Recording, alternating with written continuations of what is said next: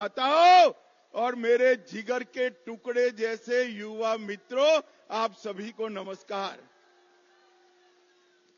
मित्रों, सबसे पहले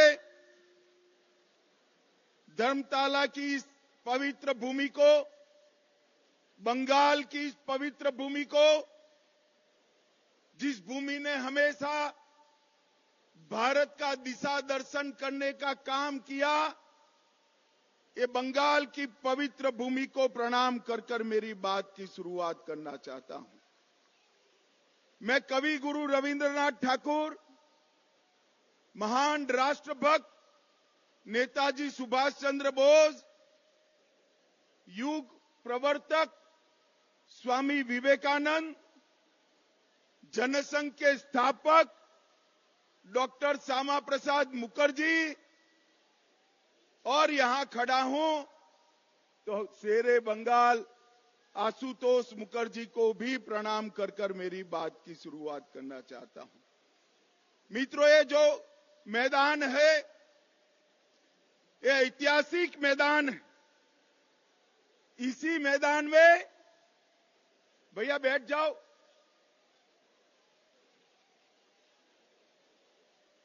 इसी मैदान में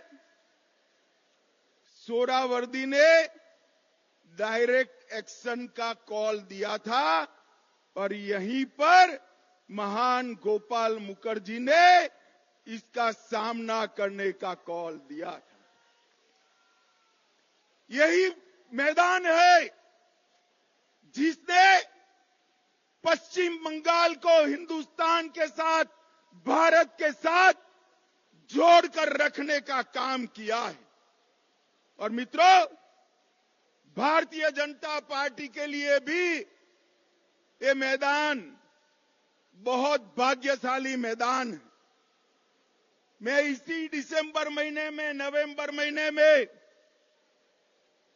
यहां पर आया था 2014 में, और यहां से बंगाल की जनता को, तृणमूल को हटाने का कॉल देने का काम मैंने किया था भारतीय जनता पार्टी के अध्यक्ष के रूप। और मैं आज बंगाल की जनता का धन्यवाद करना चाहता हूं कि आज बंगाल में 18 लोकसभा सीटें और 77 विधानसभा सीटें देकर बंगाल की जनता ने तय कर दिया है कि यहां पर अगली सरकार भारतीय जनता पार्टी की सरकार बनने वाली है। भाई और बहनों, बंगाल की जनता ने 2 करोड़ 30 लाख वोट भारतीय जनता पार्टी को दिए, 77 सीटें दी। हमारे नेता शुभेंदु अधिकारी को अभी अभी दीदी ने दूसरी बार विधानसभा से बर्खास्त कर दिया है। मैं कहने आया हूं, दीदी कान खोलकर सुन लो, शुभेंदु जी को आप विधानसभा के बाहर तो निकाल सकती हो, परंतु बंगाल की जनता को चुप नहीं कर सकती। बंगाल की जनता कहती है, दीदी आपका समय अब समाप्त हो चुका है। भाई और बहनों, सोनार बांग्ला और परिवर्तन के नारे के साथ, मां माटी मानुष के नारे के साथ कम्युनिस्टों को हटाकर दीदी सत्ता पर आई। मैं पूछना चाहता हूं आपको, परिवर्तन हुआ है क्या? जरा जोर से बोलो, हुआ है क्या? घुसपैठ रुकी है क्या?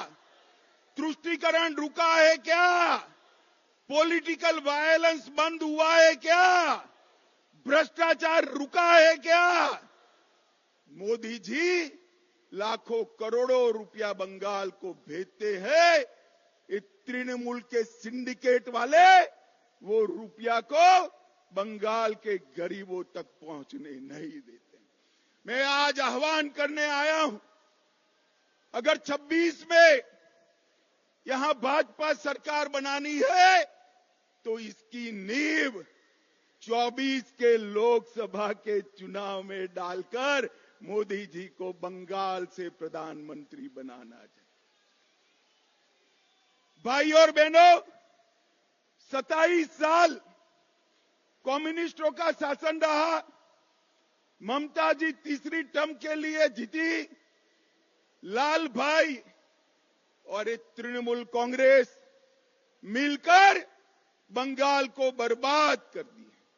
चुनावी हिंसा पूरे देश में, चुनावी हिंसा अगर सबसे ज्यादा होती है तो बंगाल में होती है।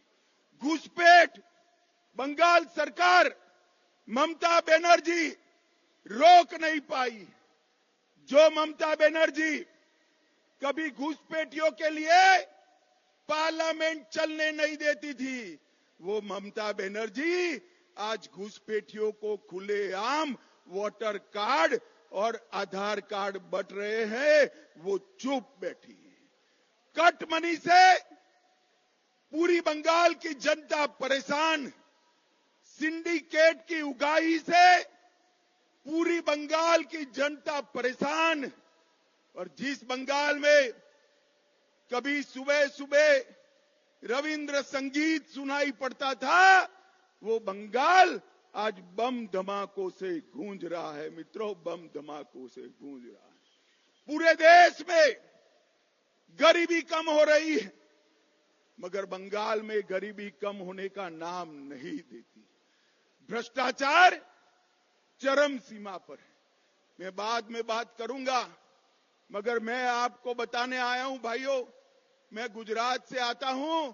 मेरे जीवन में किसी नेता के घर से इतनी सारी नोटों की गड्डियां किसी ने अपने जीवन में नहीं देखी होगी। मित्रों, जो बंगाल साहित्य, विज्ञान, कला, आजादी का आंदोलन, आध्यात्म, उद्योग और कृषि में पूरे देश का नेतृत्व करता था, वो बंगाल आज सबसे पिछड़ा बनाने का काम दीदी ने किया है। दीदी ने बंगाल को बर्बाद कर रख दिया है। मैं आज बंगाल की जनता को कहने आया हूं, एक बार पूरे देश का विकास देखिए। मोदी जी ने 60 करोड़ गरीबों के जीवन में बहुत बड़ा परिवर्तन लाया है। उनको घर दिया, शौचालय दिया, गैस दिया, पीने का पानी दिया, मुफ्त में अनाज दिया, साथ में शौचालय के साथ साथ 5 लाख तक की स्वास्थ्य की सारी सुविधाएं दी और पूरे देश को कोरोना का दोनों टीका लगाने का काम भी नरेंद्र मोदी जी ने किया। पूरे देश में आतंकवाद को